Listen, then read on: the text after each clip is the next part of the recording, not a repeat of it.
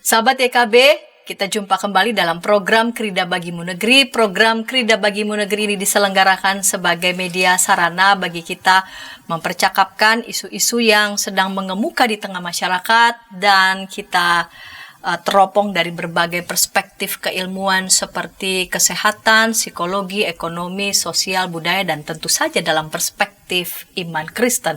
Ukrida tempat yang tepat menyiapkan bagi Anda bila Anda sebagai kaum muda, dan masa depan bagi anak Anda bila Anda sebagai orang tua. Sahabat YKB, saya sebagai pemandu percakapan, Pendeta Santiani Manurung, mengundang sahabat semua boleh berinteraksi di kolom komentar yang sudah tersedia. Pada episode kali ini kita membincang tentang pembangunan yang berkelanjutan. Pembangunan yang berkelanjutan. Untuk mempercakapkan topik ini, sahabat telah hadir di studio bersama dengan saya, Bapak Alison Subiantoro, Bachelor of Engineering, Master Engineering, PhD. Salam jumpa Pak Alison. Salam jumpa juga Pendeta Santi, juga pendengar sekalian, pemirsa. Ya, Pak Alison Subiantoro ini dosen di Ukrida di fakultas apa ya Pak? Ya, saya dari Fakultas Teknik Sipil. Jadi fakultas teknik sebetulnya, tapi jurusannya teknik sipil. Oke. Ini Bachelor Engineering, Master Engineering, Pak Alison ini mendapatkan gelar engineering dan lalu kemudian PhD ini dari mana? Iya, jadi Bachelor of Engineering sama Master of Engineering sampai PhD saya semua dari Nanyang Technological University Singapura. Oke. Terus habis itu saya ngambil postdoctoral, itu semacam riset setelah S3 dengan Technical University Munich, Jerman. Terus habis itu saya sempat menjadi dosen di University of Auckland di Selandia Baru. Juga saya sempat research di beberapa tempat di Singapura tentang energi, waktu itu juga sempat dengan Munich tentang mobil listrik. Gitu. Jadi kira-kira semuanya berhubungannya banyak dengan tentang keberlanjutan. Di New Zealand saya juga banyak tentang energi terbarukan ya, renewable energy begitu. Nah, topiknya pembangunan yang berkelanjutan dengan keahlian-keahlian yang Bapak Alison punya, dan juga riset-riset ini akan menolong kita ya bercakap-cakap tentang pembangunan yang berkelanjutan. Tentang keberlanjutan, itu keberlanjutan yang dimaksud itu seperti apa ya Pak Alison? Iya, kata keberlanjutan sendiri itu mungkin kata yang buat saya begitu ya, agak asing dalam bahasa Indonesia begitu ya. Mungkin kalau generasi muda banyak yang tahunya sustainability begitu ya. Itu kata yang mungkin umum. Cuman memang dalam bahasa Indonesia kita pakai kata keberlanjutan, atau kadang-kadang saya perhatikan di beberapa forum media pakai kata lestari gitu ya. Cuman ya intinya itu semua kata-kata seputar itu ya. Kalau dari yang saya tangkap ngobrol-ngobrol sama orang begitu, biasanya isu keberlanjutan yang ditangkap itu tentang pelestarian lingkungan. Tapi saya pengen kasih tahu bahwa keberlanjutan lebih daripada sekedar pelestarian lingkungan sebetulnya. Karena itu kalau kita lihat misalkan definisi dari PBB, keberlanjutan itu mencakup lebih dari pelestarian lingkungan, sebab mencakup juga tentang ekonomi, tentang sosial politik. Dan dari kacamata PBB, yang paling prinsipal sebetulnya adalah bagaimana kita bisa membangun masyarakat yang sejahtera, berkeadilan sosial, tapi tanpa melupakan kebutuhan di generasi ke depan. Itu inti dari PBB. Jadi kalau kita bilang keberlanjutan, ternyata bukan cuma isu lingkungan, tapi saya pengen tekankan ada isu tentang ekonomi dan isu sosial politik.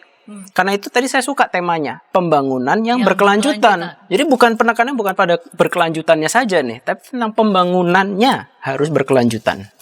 Kira-kira seperti itu dulu, Bu. Pembangunan, tapi pembangunan yang berkelanjutan. Pak Alison tadi menyebut PBB ya. Betul. Apa sih yang menjadi tujuan begitu? Tujuan atau yang ada dalam bayangan gambar besar visi ya PBB yang berkaitan dengan pembangunan yang berkelanjutan itu. Baik. Meliputi apa saja? Bayangannya apa? Gedung berkelanjutan. Tadi Pak Alison sudah menyebut mobil listrik berkelanjutan. Apa sih? Karena pasti kan bicara pembangunan kan bicara suatu yang lebih besar begitu. Betul. Ya, yang berkelanjutan. Iya. Nah, kalau kita ngomongin soal konsep pembangunan PBB, mungkin kita bisa mulai dari sekitar tahun 2000. Tahun 2000 tuh PBB sempat punya program namanya Millennium Development Goals. Itu ada sekitar 8 seingat saya, Millennium Development Goals. Itu intinya tentang membangun masyarakat dunia yang lebih sejahtera, lebih berkeadilan sosial. Jadi itu penekanannya lebih pada pengentasan kemiskinan begitu. Itu awalnya sampai 2015 kalau saya tidak salah ingat. Jadi tahun 2000 sampai 2015 itu PBB pakai namanya Millennium Development Goals. Terus tahun 2015, kalau kita ingat-ingat 2015 itu memang masa-masa ketika isu lingkungan itu mulai menguat. Isu tentang perubahan iklim, tentang energi, semuanya itu mulai menguat dan PBB menangkap itu. Terus di tahun 2015 PBB merubah dari Millennium Development Goals menjadi yang disebut Sustainable Development Goals atau SDG, atau dalam bahasa Indonesia tujuan pembangunan berkelanjutan. Nah, dari Millennium Development Goals yang 8 poin sekarang jadi 17 poin di nambah dari 8 jadi 17. Apa yang ditambahkan? Ada beberapa poin, tapi terutama kalau kita lihat yang sekarang dari sejak 2015 Sustainable Development Goals itu ada poin-poin tentang lingkungan, Bu. Tentang air, tentang ekosistem, tentang iklim begitu. Jadi bukan berkurang loh ya. Jadi bukan pengentasan kemiskinan hilang, tentang kesetaraan gender hilang, enggak. Ini semua tetap plus sekarang tentang isu lingkungan. Jadi kalau dari kacamata PBB, isu-isu yang dulu mereka soroti dari tahun 2000 sampai 2015 itu tetap penting dan mungkin menjadi ujung tombak terutama tetap untuk seluruh dunia. Harus kita tetap memajukan kesejahteraan dan keadilan. Tapi sekarang PBB mengajak seluruh dunia juga untuk ketika melakukan ini, melakukan pembangunan ekonomi, pembangunan infrastruktur, meningkatkan kesejahteraan dan semuanya itu, kita tidak melupakan dampak lingkungan yang mungkin terjadi. Kira-kira seperti itu. Jadi ini pembangunan yang berkelanjutannya diperluas begitu ya. Juga bicara soal lingkungan. Ya. Jadi bicara soal keadilan begitu ya, kesejahteraan masyarakat begitu. Betul. Tapi jangan lupa aspek pada pemeliharaan lingkungan begitu ya. Nah, berkaitan dengan pembangunan yang berkelanjutan dan ajakan PBB begitu ya, dari Millennium Development Goals menjadi Sustainability Development Goals. Itu kan bukan sekedar nambah poin begitu ya. Nah, tapi kita juga kan sadar dunia ini kan beragam ya. Betul. Barat juga barat yang mana begitu, timur juga timur yang mana, yang masing-masing juga bergerak dalam dinamikanya begitu ya, menuju pada tetap pada diharapkan kan pembangunan yang berkelanjutan. Pak Alison, bisakah memberikan ulasan begitu sesuai dengan konteks-konteks dari beberapa bangsa negara, tidak terkecuali pastinya di Indonesia, apa saja yang sudah kita lakukan sih menuju yang berkelanjutan itu dengan aspek bicara soal kesejahteraan, keadilan dan juga lingkungan gitu. Iya. Betul, Bu. Saya setuju sekali. Memang PBB menyadari kompleksitas isu ini, juga betapa beragamnya dunia ini, betapa heterogennya. Saya sendiri sempat tinggal cukup lama di Singapura. Itu negara, bisa kita bilang negara timur, tapi maju. Jadi secara budaya banyak kemiripannya dengan kita di Indonesia. Saya juga sempat tinggal beberapa tahun di New Zealand, negara maju juga, tapi negara barat ini. Terus saya orang Indonesia, jadi saya juga kenal konteks Indonesia. Menarik, ini 3 negara yang budayanya berbeda, tantangannya berbeda. Dan memang dalam hal Sustainable Development Goals tadi, pembangunan berkelanjutan, di masing-masing tempat tentu akhirnya implementasinya harus berbeda. Misalkan salah satunya ya, di dalam Sustainable Development Goals itu ada tentang kesetaraan gender. Nah, kesetaraan gender itu kalau Ibu pasti juga mengikuti itu beritanya, kalau di negara barat itu udah kemana-mana itu pembahasannya begitu ya. Mungkin juga pendengar pun, orang tua juga mungkin banyak pertanyaan, ini anak-anak nanti pemahamannya seperti apa begitu ya. Dekat. Di gereja gitu juga. Kesetaranya gini amat bisa sampai deg-degan. Betul. Kalau misalkan kita ngomongin gereja begitu ya, antara yang ngadepin orang tua dengan yang ngadepin anak-anak remaja berbeda nih pertanyaan tentang kesetaraan gender gitu ya. Tapi pertanyaan-pertanyaan itu terus terang saya rasakan berbeda konteksnya dengan di negara barat dengan di Asia, apalagi di Indonesia begitu ya. Indonesia selain memang kita negara timur, negara mayoritas muslim juga. Itu budaya yang harus kita terima. Jadi pertanyaan-pertanyaan soal kesetaraan gender, apa yang tabu didiskusikan, apa yang tidak tabu, itu berbeda dengan di negara barat. Itu realita. Tapi kembali tentang keperbedaan ini ya. Nah, PBB menyadari itu semua. Karena itu ketika PBB keluar sepakat, negara-negara sepakat dengan 17 tujuan pembangunan berkelanjutan, itu sebetulnya kalau kita lihat semuanya nggak ada spesifik, nggak ada resepnya begitu, nggak ada instruksi negara harus bagaimana. Yang penting, misalkan kesetaraan gender, saya rasa seluruh budaya sepakat, baik pria maupun wanita harus punya hak yang setara, punya kesempatan sama antara pria dengan wanita untuk maju misalkan seperti itu. Saya rasa itu kan nggak ada pertanyaan. Bagaimana caranya, nanti bentuknya bagaimana, itu silahkan didiskusikan di dalam negara masing-masing. Terus misalkan ada isu tentang perubahan iklim atau tentang konservasi air, konservasi lingkungan. Kalau itu saya rasa kan poin-poin itu tidak ada yang nggak setuju lah. Semua negara pasti setuju bahwa ya alam harus dirawat, air harus air bersih itu kan sesuatu yang berharga begitu. Jadi harus kita kelola dengan baik dan sebagainya. Bagaimana pelaksanaannya kembali masing-masing berbeda. Contohnya sekali lagi lingkungan. Tadi kan kalau Selandia Baru dengan Indonesia. Ini dua-dua negara yang ekonomi agrarisnya cukup kuat nih. Selandia Baru kita tahu terkenal dengan misalkan produksi susu, yogurt begitu ya. Tanahnya banyak untuk agraria. Tapi kan konteksnya iklimnya bukan iklim tropis.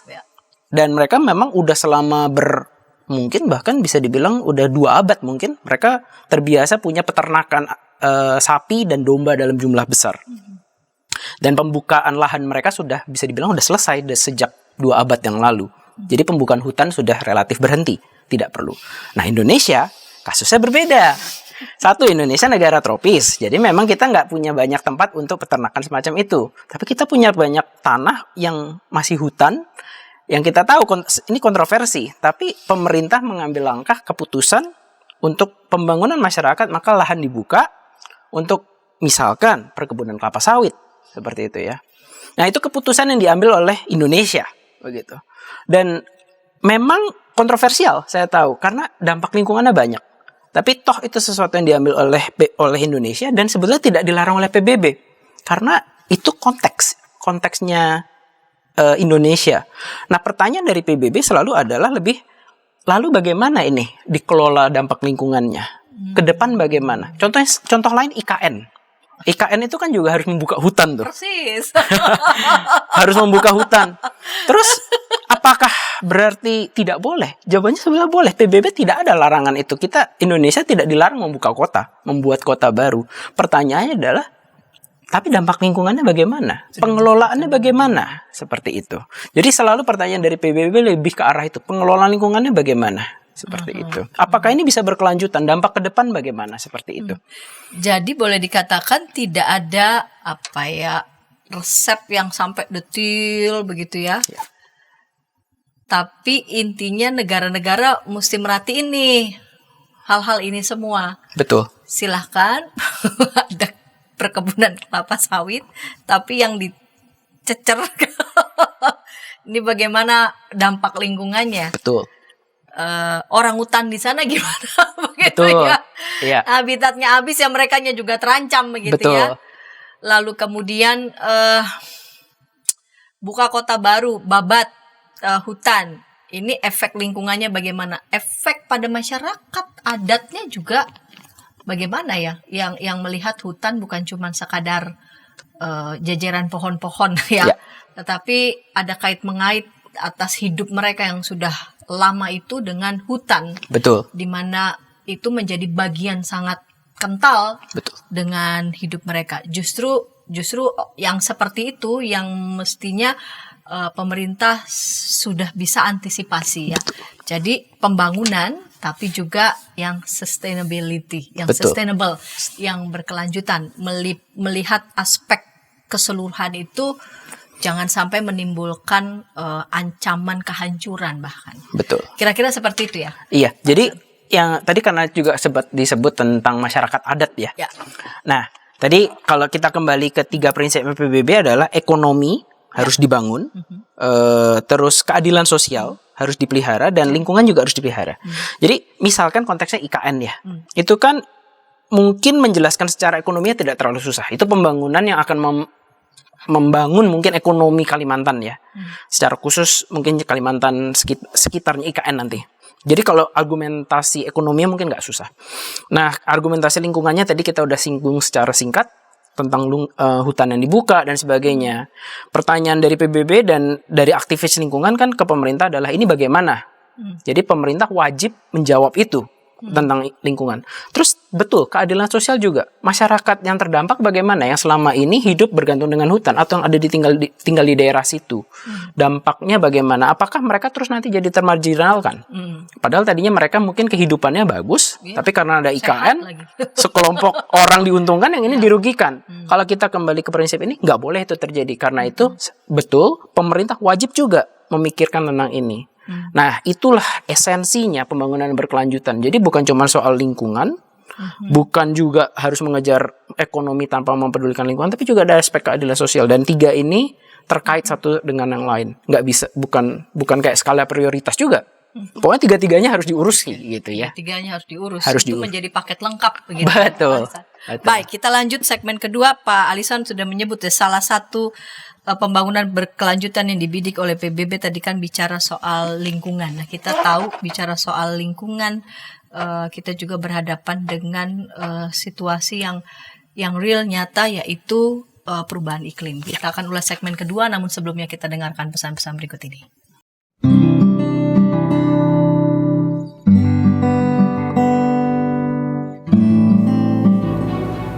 Hi folks, this is Daily Spirit for Youth, a daily devotional that helps you grow closer to God and apply His Word to your life.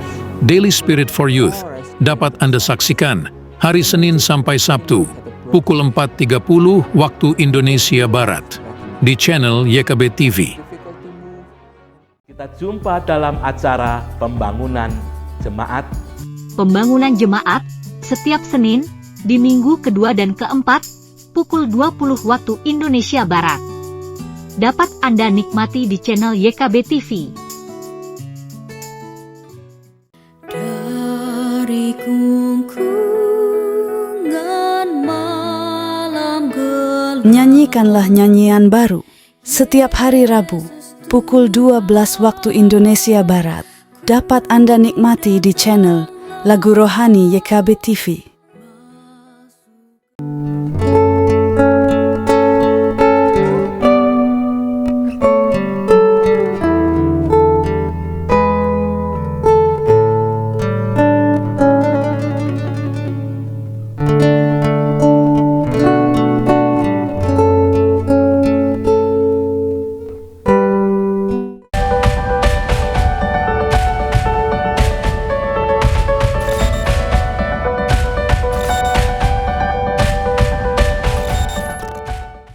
Sahabat YKB, senang masih bersama dengan kami dalam program Krida Bagimu Negeri. Program Krida Bagimu Negeri ini kerjasama Yayasan Komunikasi Bersama dengan Universitas Kristen Krida Wacana.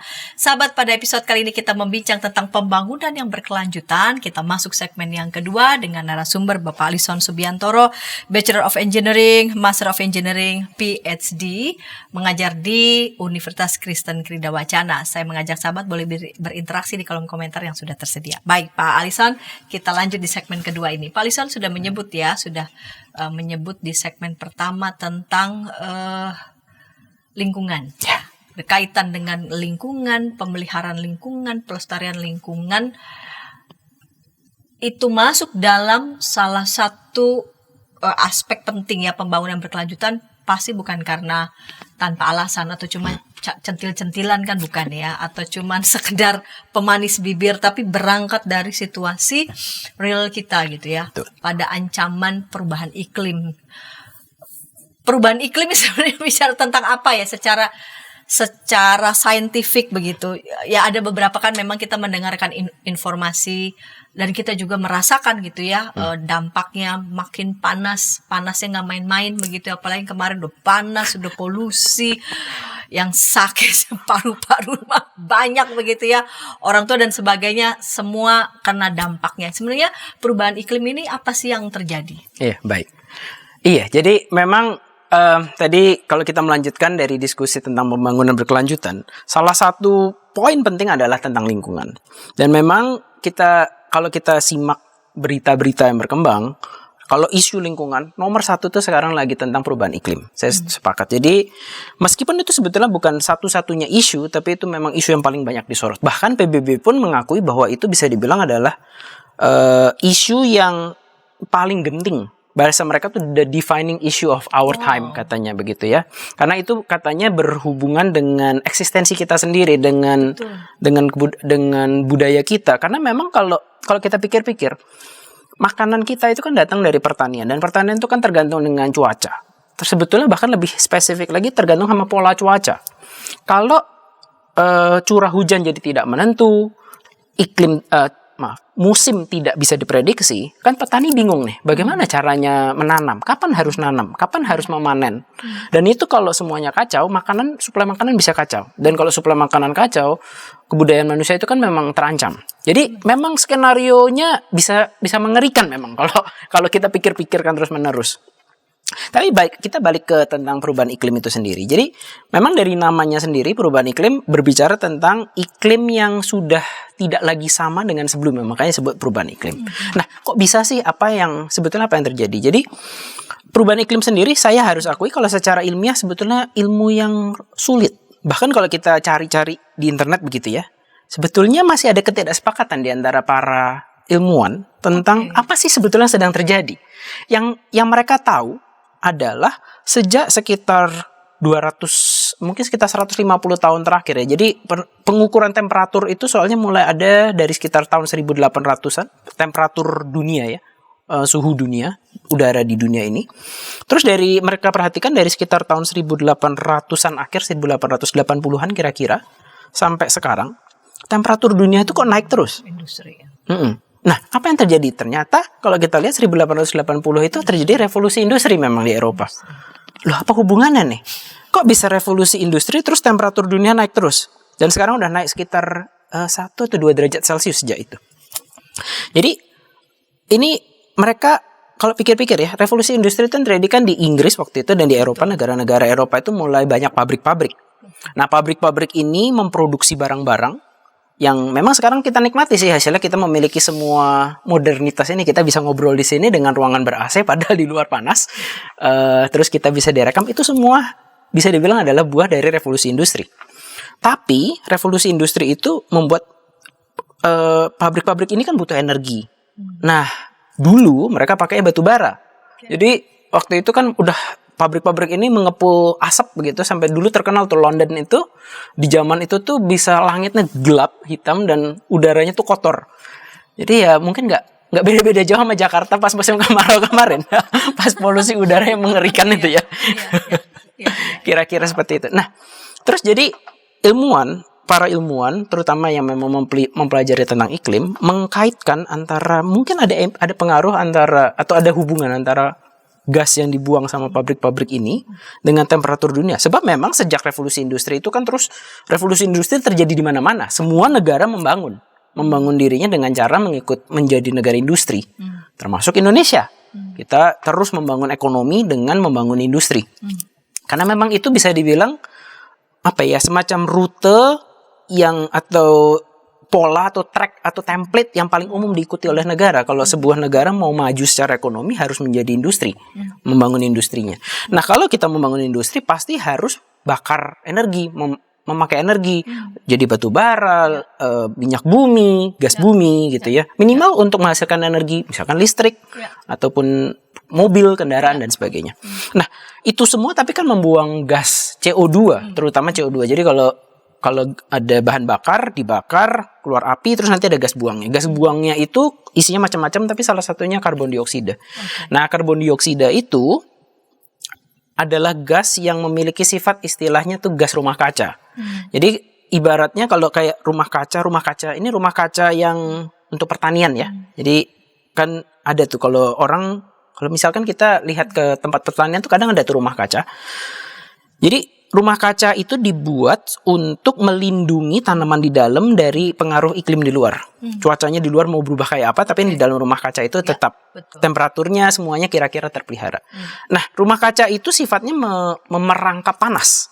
Jadi matahari masuk ke dalam ruangan rumah kaca dan nggak bisa keluar. Jadi rumah kaca itu selalu hangat. Makanya paling banyak dipakai di negara dingin.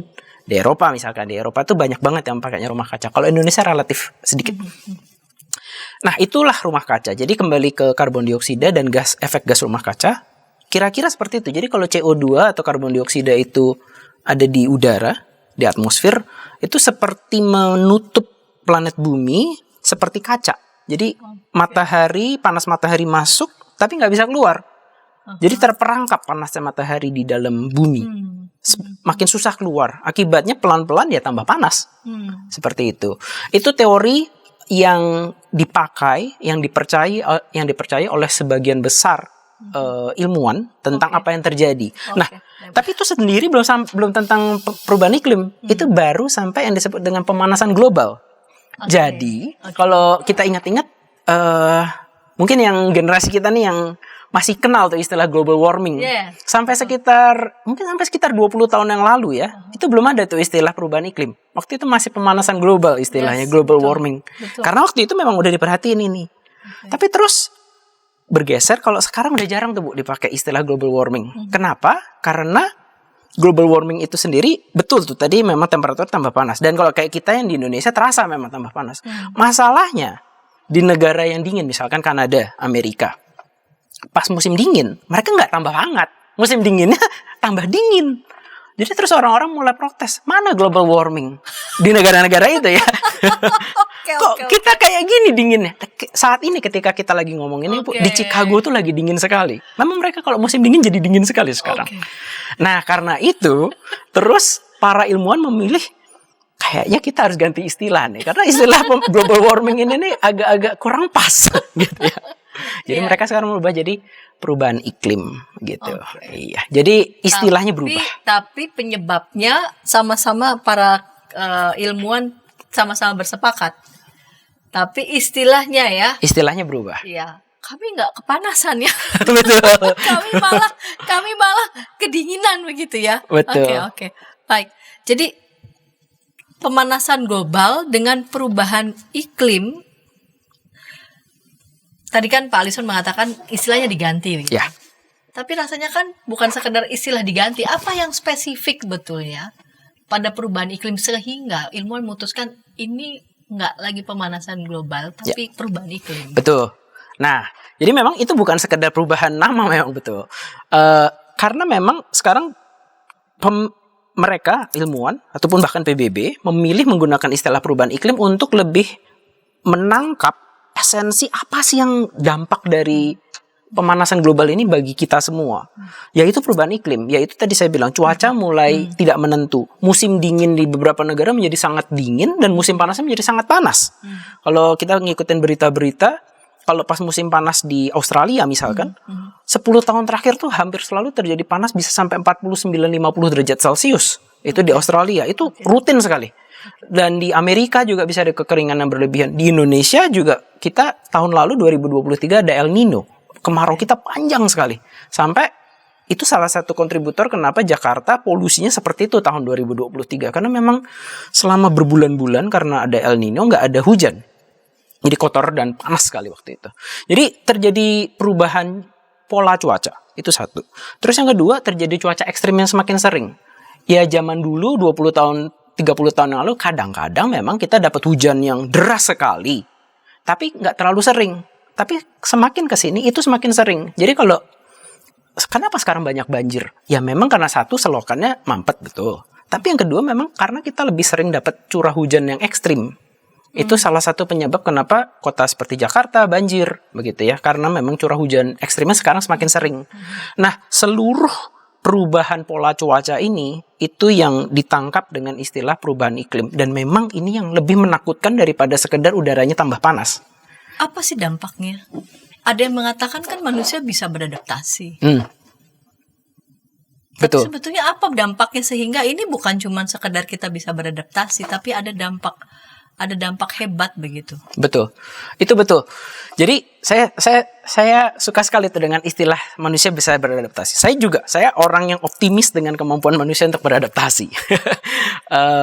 Dan kita akan bisa beradaptasi. Jadi saya sendiri bukan orang yang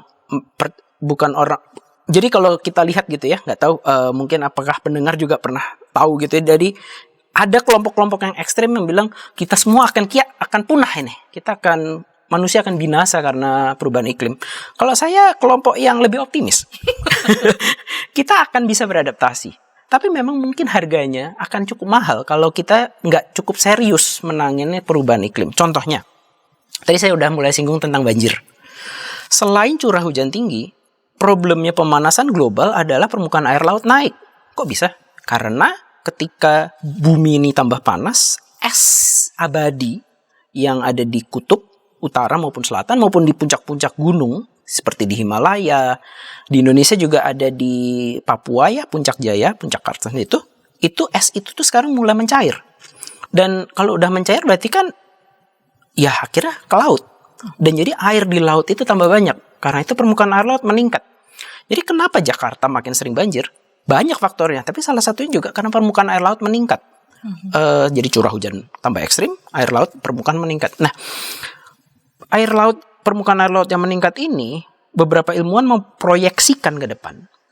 Dan kalau naik terus, misalkan naik 1 meter atau bahkan 2 meter, bisa kita bayangkan berapa banyak pemukiman penduduk ataupun lahan-lahan yang akan terendam air laut selamanya. Sekarang kan cuman kalau pas banjir kerendam, atau pas pasang naik kerendam, tapi habis itu turun lagi. Tapi kalau naik 1 meter atau 2 meter, itu akan selalu terendam. Dan kota-kota besar di dunia itu biasanya banyakan di tepi laut. Jakarta salah satunya, Surabaya, Semarang, gitu ya, itu kota-kota yang di tepi laut. Kalau negara-negara lain juga rata-rata tepi laut. Tokyo misalkan itu juga di tepi laut. Jadi akan banyak sekali yang terdampak kalau permukaan air laut terus naik. Jadi itu baru tentang permukaan air laut ya. Tadi saya juga udah sempat sedikit tentang perubahan pola cuaca, dampaknya kepada pertanian. Banyak deh, jadi memang skenario-nya bisa menakutkan. Bang. Jadi kemampuan beradaptasi, ya betul beradaptasi, tapi sejauh mana kita bisa cepat beradaptasi, lalu lagi-lagi ya circle mana yang bisa beradaptasi dengan cepat. Kalau ternyata misalkan kelas bawah nanti yang terimbas lebih banyak dan kita tidak menghendaki kan. Betul.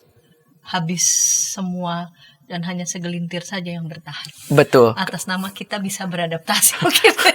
Betul. Itu saya setuju.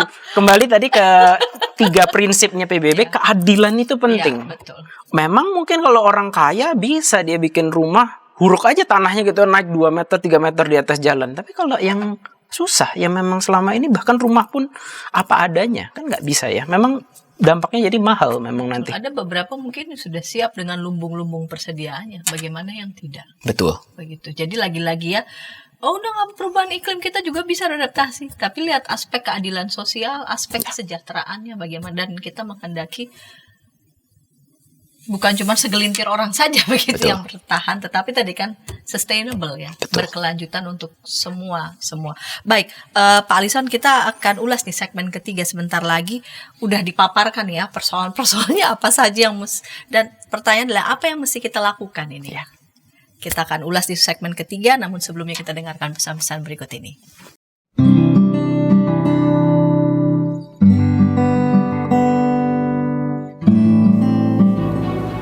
Hi folks, this is Daily Spirit for Youth, a daily devotional that helps you grow closer to God and apply His Word to your life.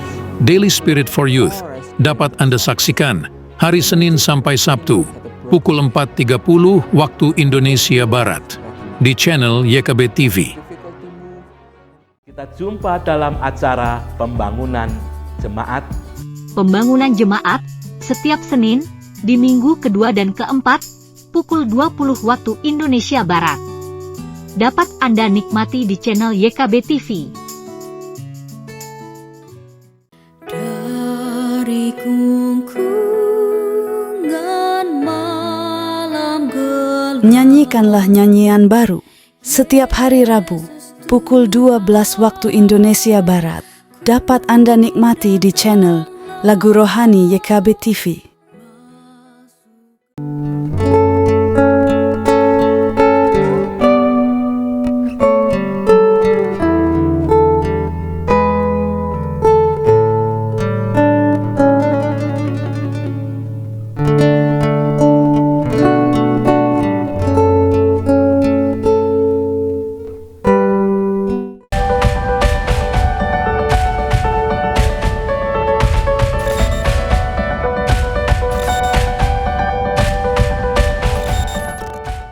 sahabat, senang masih bersama dengan kami dalam program Krida Bagimu Negeri. Pada episode kali ini kita membincang tentang pembangunan yang berkelanjutan bersama dengan narasumber Bapak Alison Subiantoro, Bachelor of Engineering, Master of Engineering, PhD, mengajar di Fakultas Teknik Universitas Kristen Krida Wacana. Kita masuk segmen ketiga.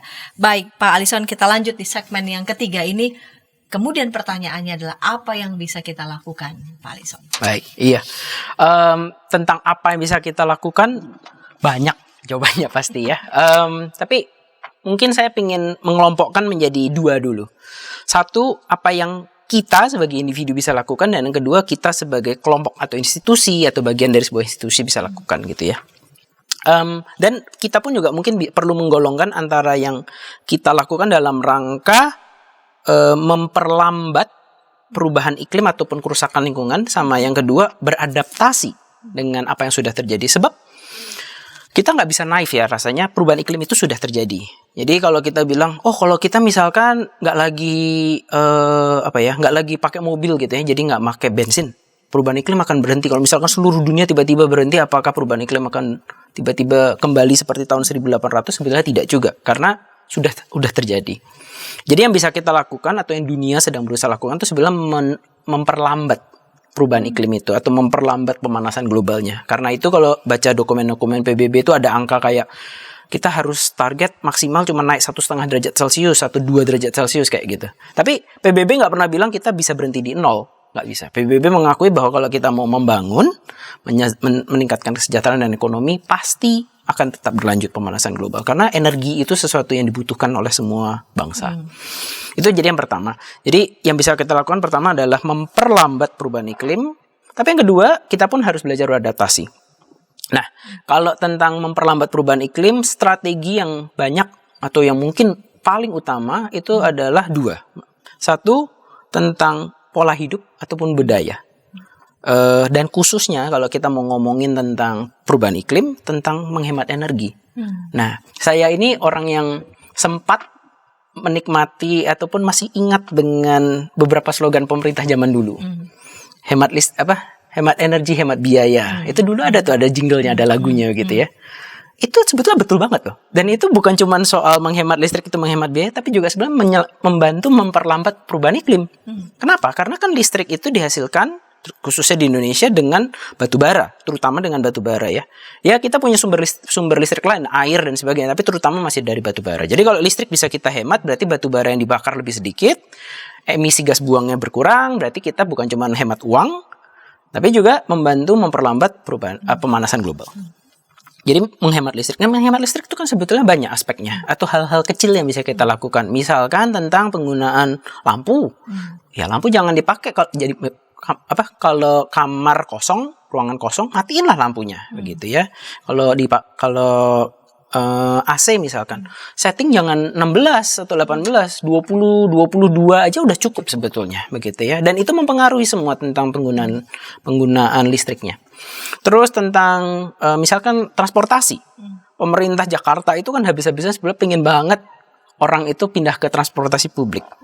Memang nomor satu karena macet. Tapi sebenarnya ada juga unsur energinya. BBM yang kita bakar di jalanan macet-macetan itu kan selain buang uang, tapi itu juga mengotori lingkungan dan ya tadi menambah pemanasan global. Jadi kalau kita bisa pelan-pelan pindah ke model transportasi yang lebih sustainable, misalkan transportasi publik ataupun bahkan kalau suka bersepeda begitu, itu sebenarnya bagus begitu ya. Nah itu hal-hal seperti itu. Ini baru yang tentang pemanasan global atau perubahan iklim. Kalau kita tentang efek lingkungan lebih lanjut, sampah. Indonesia itu pertumbuhan ekonominya hebat. Harus saya akui itu negara-negara lain kemarin karena COVID kelabakan, Indonesia tahun 2023-2022 itu pertumbuhan ekonominya positif. Tapi dengan pertumbuhan ekonomi yang positif itu masyarakat kita tuh konsumtif, tambah konsumtif. Dan kita tuh suka banget ya, di Indonesia nih banyak banget tuh produk tuh yang dibungkus sama plastik, Bu. Plastik kecil-kecil, biskuit misalkan ya. Kenapa? Kita udah beli satu biskuit besar, di dalamnya ada 10 bungkus kecil lagi. Iya. Ya untung kalau terus itu semua berakhir di tempat sampah yang benar. Dan lebih bagus lagi kalau di daur ulang. Tapi kan realitanya banyak yang enggak kan. Iya. Berakhir di rumput. atau di sungai kan.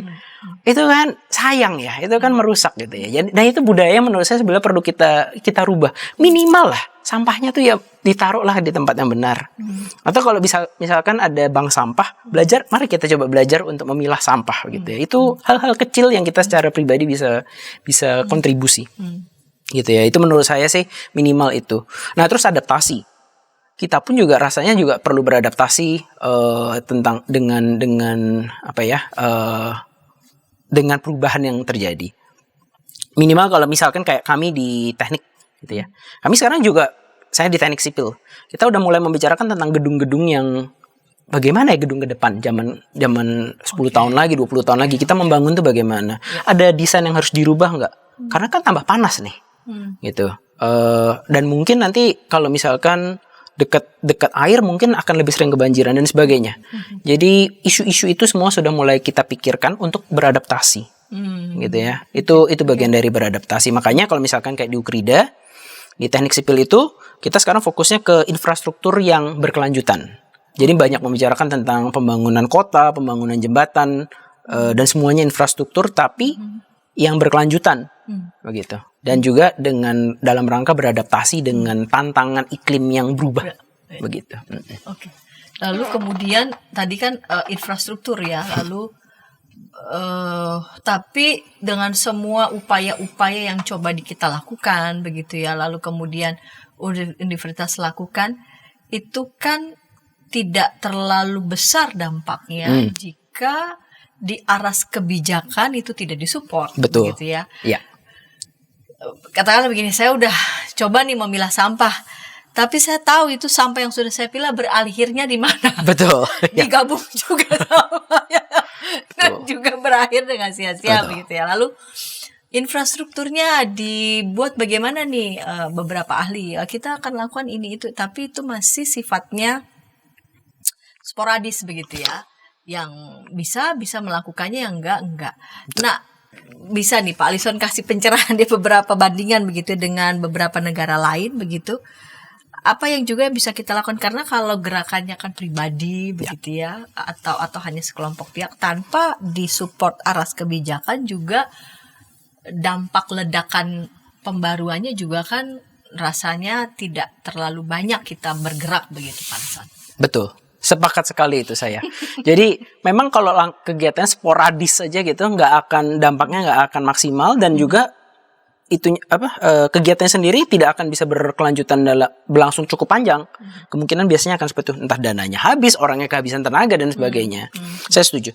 Jadi kemitraan itu luar biasa penting. Jadi bahkan kalau kita lihat di skemanya PBB, salah satu poin sendiri itu adalah kemitraan. Jadi untuk bisa mencapai tujuan pembangunan berkelanjutan harus bermitra. Nah, apa aja sih yang perlu bermitra? Kalau dari kacamata saya minimal 3. Pemerintah itu luar biasa penting. Terus yang kedua sektor bisnis, karena memang sektor bisnis ini yang memegang ekonomi ya, mereka yang menggerakkan masyarakat, ekonomi masyarakat dan sebagainya. Terus yang ketiga menurut saya institusi kemasyarakatan, termasuk keagamaan maupun pendidikan. Ini 3 harus bermitra menurut saya. Kuncinya memang terutama di pemerintah sih, karena pemerintah yang pemegang kebijakan. Jadi kalau pemerintah sendiri nggak mengambil langkah-langkah kebijakan yang memaksa sektor bisnis misalkan untuk pelan-pelan bertransformasi menjadi mengelola bisnis dengan lebih sustainable, mengikuti prinsip-prinsip yang lebih berkelanjutan, ya mungkin sektor bisnis akan peduli amat. Itu kan nambahin biaya aja. Kalau bisnis kan uang itu penting gitu ya. Nah, pemerintah wajib untuk memaksa mereka, kamu harus berubah gitu. Dan pemerintah Indonesia sebetulnya sudah dapat paksaan dari PBB, karena kita salah satu negara yang meratifikasi tadi 17 tujuan pembangunan berkelanjutan. Jadi pemerintah Indonesia punya tanggung jawab ke PBB untuk secara berkala melaporkan perkembangannya. Dan memang kalau kita lihat pemerintah Indonesia cukup banyak sih sebetulnya mengambil inisiatif-inisiatif maupun menyiapkan anggaran. Nah, cuman memang saya rasa sinerginya dengan sektor bisnis dan dengan sektor kemasyarakatan perlu diperbaiki. Terus terutama sektor kemasyarakatan ya, karena saya memang bergerak di bidang edukasi. Saya rasa juga yang di sektor kemasyarakatan pun mungkin bahkan kitanya sendiri yang edukator atau pendeta ataupun tokoh agama, tokoh-tokoh masyarakat, kita sendiri mungkin perlu belajar untuk nanti membantu mengajari. Jadi perlu ada transformasi budaya pelan-pelan ya menurut saya. Nah, misalkan kayak di Ukrida, di teknik memang ada, tapi saya tahu juga di manajemen juga ada. Kita mengajari mahasiswa kita tentang prinsip-prinsip dasar pembangunan berkelanjutan. Dengan perspektif nomor 1, mempersiapkan mereka ketika nanti mereka kerja, mereka bisa membawa keahlian ataupun pengetahuan dasar ini ke perusahaan mereka dan membantu perusahaan mereka untuk transformasi. Kenapa? Karena sekarang aja itu udah tidak sedikit perusahaan yang mulai mencari nih orang-orang yang bisa menerapkan manajemen berkelanjutan ataupun mentransformasi ke arah itu. Nanti pelan-pelan pemerintah misalkan akan menerapkan yang istilahnya pajak karbon. Jadi pajak karbon itu kalau ada emisi gas buang nanti harus dihitung, terus nanti pemerintah akan nagih, betul. Nah, itu kan perlu keahlian khusus tuh Bu untuk menghitung. Nah, itu skill-skill semacam ini nih, itu sebetulnya mahasiswa itu kalau bisa kuasai, nanti ke depan akan berguna untuk mereka cari kerja ataupun untuk perusahaannya itu sendiri. Jadi kalau kami di sektor edukasi universitas pelan-pelan lah berusaha memasukkan unsur-unsur itu. Tapi harus diakui juga kami sendiri sebagai dosennya juga perlu belajar karena ini relatif baru juga buat kami. Ketika kami dulu kuliah, ini kan bukan isu yang udah jalan gitu ya. Jadi sama-sama belajar gitu. Oke. Berarti setiap fakultas begitu ya mesti nyiapin kurikulum pembangunan berkelanjutan. Ya. Karena tadi kan ada 17 meliputi banyak aspek begitu. Betul. Ya. Karena memang ke depan ini rasanya kita juga harus urus sampai ke sana begitu ya. Betul. Perkembangan ekonomi, teknologi, tapi juga arah dunia sedang kemana begitu. Dengan institusi pendidikan menyiapkan ini, lalu kemudian kemasyarakatan menyiapkan ini, maka ya awalnya mungkin nggak terbiasa, tapi kita akan dibiasakan untuk ke sana begitu. Walaupun kita juga tahu ongkosnya juga kan tidak murah. Betul. Tidak murah ya untuk sesuatu yang baru ya. Riset sana sini, lalu kemudian kesiapan infrastrukturnya, kesiapan macam-macam dibutuhkan begitu. Kita tahu effortnya besar, tapi kalau goalsnya kita tahu adalah pembangunan yang berkelanjutan dan kita juga ingin Indonesia tetap berkelanjutan, maka kita harus mulai bisa bergerak gitu ya terus menerus begitu ya Pak Alison. Iya, setuju sekali. Jadi memang tentu biayanya tidak kecil, itu betul banget. Jadi misalkan di Ukrida ya, kami juga menyadari bahwa kampus ini kan pelan-pelan harus ya dikelola lebih berkelanjutan. Tapi selalu harus ada pertimbangan ekonomis, itu kan praktisnya begitu ya, realistisnya begitu, pragmatisnya seperti itu. Kalau kita misalkan mau menjadikan satu tempat yang tadinya misalkan tempat parkir gitu ya. Oh, mari kita jadi tempat parkir ini sebagai taman.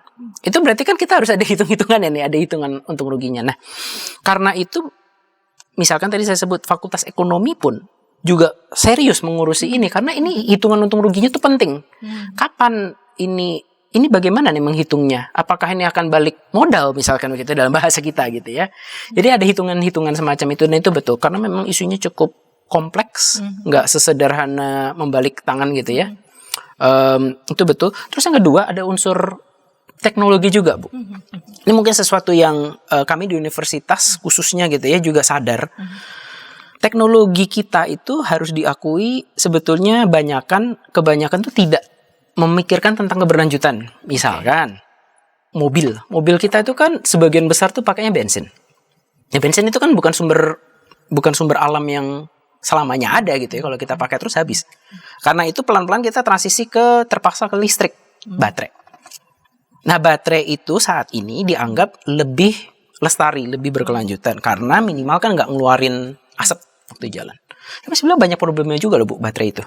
Kenapa? Misalkan baterai itu kan mengandung metal-metal yang sebetulnya juga dalam sistem pertambangannya itu lebih kotor daripada kalau bikin mesin mobil biasa seperti itu. Karena itu sekarang juga ada banyak riset tentang baterai. Bagaimana nih membuat baterai yang lebih ramah lingkungan, yang lebih efisien. Itu baru baterainya. Terus baterai ini nanti suatu hari kan sama seperti baterai handphone kita suatu hari mati. Nggak bisa dipakai lagi. Diapain nih? Kalau mesin mobil itu kan besi. Tinggal dijadiin besi tua lah dipakai lagi bisa. Baterai nggak bisa. Itu juga problem besar ternyata untuk baterai. Baterai itu jadi belum bisa didaur ulang dengan baik. Tapi teknologinya sedang dikembangkan. Jadi kita tuh punya banyak tantangan teknologi. Nah, saya sebagai seorang dosen sangat-sangat mendorong mahasiswa untuk mengejar ke arah situ. Jadi kalau punya keinginan skripsi, cobalah kita pikirkan hal-hal yang seperti ini nih, yang membawa teknologi kita maju, membuat kita bisa, oh iya ya, ini kita ketemu satu solusi yang lebih berkelanjutan seperti itu. Tantangannya itu besar. Teknologinya ya canggih tapi tidak memikirkan efeknya juga apa begitu ya. Betul. Tadi baterai itu mau diapain? Mau dibuang kemana? Jadi limbah lagi. Betul. Selama ini Jadi soalnya limbah. begitu. Selama ini kita pemikirannya kan Iya. nggak sampai ke situ. Bilangnya ini lebih ramah lingkungan, nggak juga. Iya. Limbahnya bingung. Betul. Habis itu mau diapain? Karena itu memang teknologi harus terus-menerus dikembangkan. Oke. Seperti itu ya. Misalkan lagi tentang listrik. Orang bilang Indonesia harus berhenti memakai batu bara, tapi solusinya apa begitu? Memang kita tahu kita harus pindah pelan-pelan ke energi yang terbarukan, tapi ternyata transisinya juga nggak semudah itu. Saya bilang saya tinggal di New Zealand sekitar 6 tahun lah ya. New Zealand itu penduduknya cuma 5 juta, Bu. Jadi kalau Jakarta aja kan sekitar 12 juta ya. New Zealand separuhnya. Negaranya segede itu, kosong. Listriknya 80% dari energi terbarukan. Tapi cuma 80%, Bu. Mereka tuh ngejar ke 100% tuh susah banget. Karena memang teknologinya nggak segampang itu. Ini cuma untuk negara sebesar itu dengan penduduk cuma 5 juta. Jadi memang teknologi itu masih tantangan besar untuk kita untuk bisa ngejar. Nah, ini peran penting untuk kelompok akademisi, universitas, termasuk di Indonesia ya, untuk bisa menyiapkan orang-orang ataupun melakukan research yang mengembangkan teknologi inovasi-inovasi yang terobosan ini. Kebetulan satu lagi, mungkin isu keberlanjutan ini isu yang kontekstual. Nah, Indonesia ini kan punya banyak kearifan lokal. Itu perlu terus digali, dan saya tahu kita memang banyak sekali dosen yang sekarang terjun langsung untuk menyerap kearifan-kearifan lokal yang ada itu, untuk merubah budaya, perilaku manusia, maupun juga siapa tahu bahkan ada solusi-solusi inovasi teknologi baru yang bisa muncul dari situ. Baik, Pak Alison. Terima kasih sekali pencerahannya. Iya juga ya, teknologi itu juga PR begitu ya. Pak Alison, kita tiba di menit-menit akhir nih, segmen terakhir dan juga episode kali ini.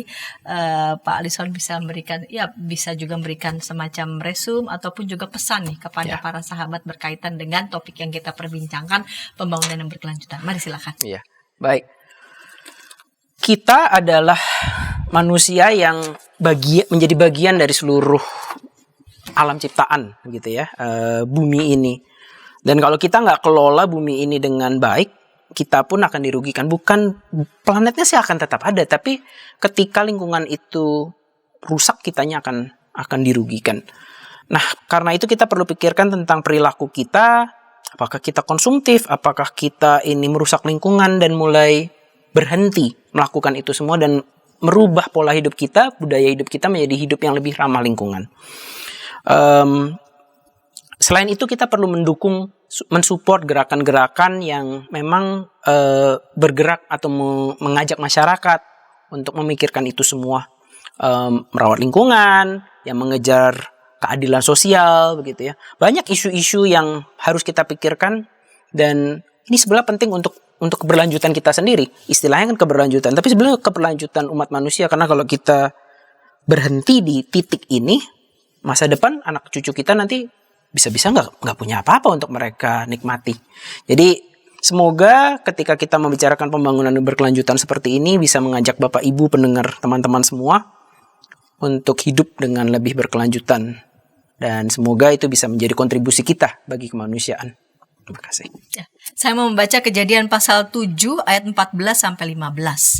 Bersama mereka juga segala jenis binatang liar, segala jenis ternak, segala jenis binatang yang melata di bumi, dan segala jenis burung, segala yang berbulu bersayap, segala makhluk yang memiliki napas hidup datang sepasang demi sepasang kepada Nuh dalam bahtera itu. Sahabat pasti sudah akrab mendengar kisah air bah ya. Betapa Tuhan menginginkan keberlangsungan hidup seluruh makhluk. Penyelamatan yang Allah lakukan bukan hanya pada manusia, melainkan juga pada seluruh makhluk. Karena itu tanggung jawab kita juga untuk memikirkan setiap tindakan bahkan keputusan-keputusan kita. Apakah membawa keberlangsungan kesejahteraan bukan saja pada manusia atau hanya sekelompok manusia, melainkan juga atas seluruh makhluk dan semesta. Terima kasih Pak Lison untuk Sama-sama. kesediaan bersama dengan kami semua dalam program Krida Bagimu Negeri. Dan sahabat, kita jumpa kembali di pekan yang akan datang dengan topik-topik menarik lainnya dalam program Krida Bagimu Negeri. Sampai jumpa.